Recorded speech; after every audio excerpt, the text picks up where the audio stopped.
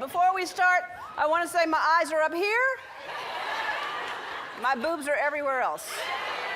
You might know her as the blue-eyed angel Ellen DeGeneres, host of the wildly popular, long-running Ellen DeGeneres show. Or maybe you know her as a talented actress or stand-up comedian. Her persona as a performer is generally chirpy, happy, and sometimes a little naughty. In today's episode, we'll be telling you what the famous Ellen DeGeneres is like in real life. But first, a simple reminder on how to enter our brand new giveaway.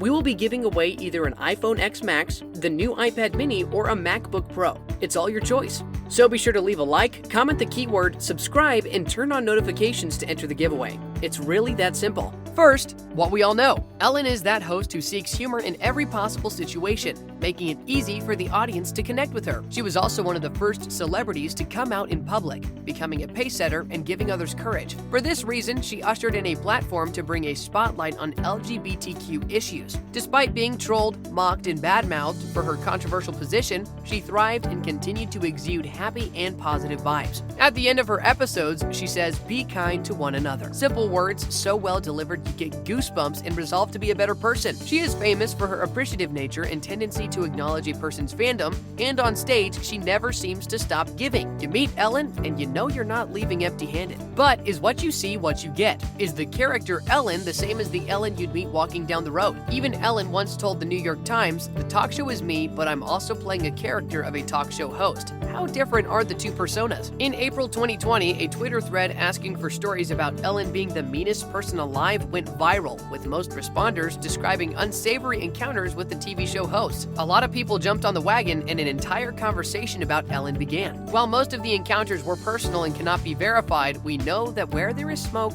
there's fire. So what are people saying about Offstage Ellen? She's mean to her staff. If you watch the show, you know that Ellen frequently banters with her crew and sometimes even pranks them. You probably imagine their work environment as a playground. How wrong you are. Her staff has repeatedly complained about a toxic work environment, complaints which are too numerous to be chalked up as merely disgruntled employee bickering. Some of her employees have been fired from the series due to taking medical leave. You might point out that Ellen does not handle the day-to-day running of her show, and that would be a valid point, but it's hard to believe that for someone who's so involved in the show, she doesn't hear the whispers. During the recent global health situation, the core stage crew for the show, consisting of more than 30 employees, received no written communication about the status of their working hours, pay, or inquiries about their mental and physical health from producers for over a month. DeGeneres is being canceled in the plain light of day, and it isn't pretty, but then again, neither was her conduct, for which she now belatedly apologized in a way most people still call half-hearted. Apparently, she's not one to be spoken to or looked at. On her show, Ellen looks like some approachable lady, someone you can walk up to and share a few funny quips with. Offstage, she has a rule that she is not allowed to be talked to,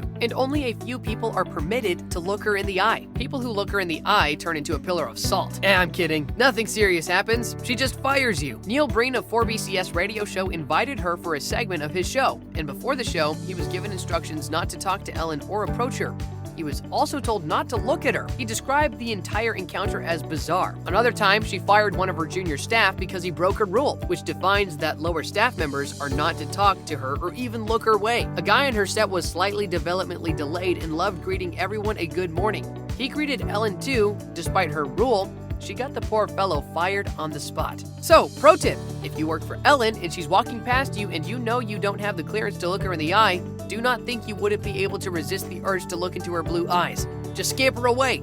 Well, you could actually, if you've got a new job waiting. She has a tint of narcissism in her persona. Now, this is a claim many people have made that is quite arguable. We're going through people's comments about her on popular discussion platforms. A particular one caught our attention as this contributor analyzed Ellen's behaviors and the reason that she, the writer, believed Ellen is a narcissist. Some reasons mentioned include how much Ellen jokes about her wealth and how she seems to promote her social media accounts a lot on her show. Even though we feel the comments were a little over the top, there seemed to be a bit of truth in the things said. She is a philanthropist. This is something many of her guests and winners of fan games on her show would testify to. She gives out checks, among other things, randomly to her fans. She gives out a lot and owns foundations of her own. However, many people see this as only an effort to get more public approval vainly. Give the poor woman a break, guys. She is a perfectionist. Watching her show, you might be inclined to think that Ellen is carefree and happy-go-lucky, but people who work with her refute this. Behind the scenes, a lot of attention is paid to detail because she is very very analytical. She makes specific demands on her workers, and she has an OCD-esque fixation on remodeling, as is familiar with many perfectionists. She is reportedly meticulous to a fault that once she has a vision, she ensures that the building staff recreate precisely what she has in mind. In some cases, she might actually go through the pains of measuring dimensions herself to ensure everything is even and precise. According to a member of her crew, one time a loose thread was hanging off her slacks. Ellen noticed it when she was about to go on air and started screaming about how no one had told her. Then, instead of just tearing off the thread, Ellen demanded a whole new pair of slacks. So there you have it. A lot of thought actually goes into making the show so believable. Sometimes she tries to get random people fired. According to sources, Ellen does not only fire her own staff on a whim.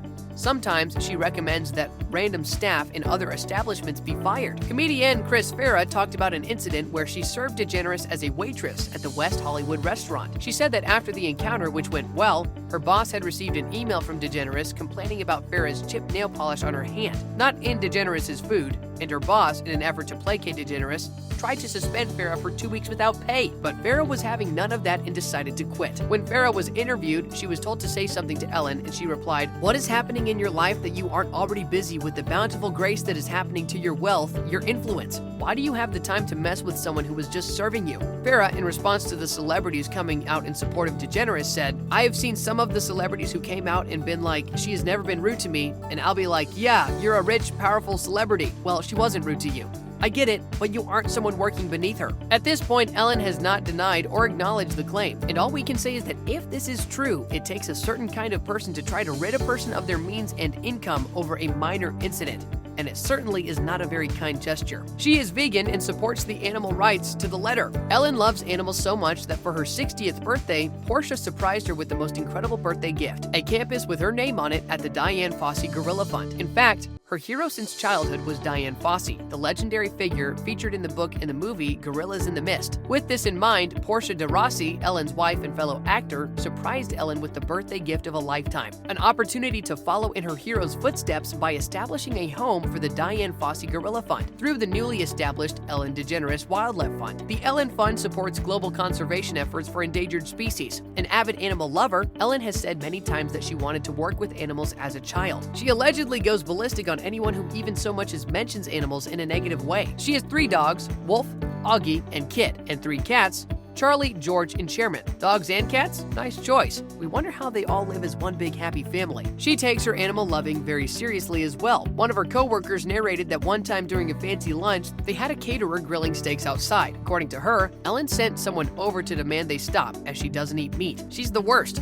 There are reports that she polices her crew's lunch orders, and they are only allowed to eat fish, etc. They would hide on stage away from her to eat what they wanted. The talk show host and her wife own Halo, which is an all-natural pet care company. In various interviews, Ellen has, of course, refuted these claims. You should also know that most of these claims do not have evidence to back them up and are pretty much based on hearsay. So, have you met Ellen off stage? What did you think of her? Is there anything you think that we should have added that we didn't? Let us know in the comments below. Anyway, that wraps up the video. Thanks for watching, and I'll see you in the next one.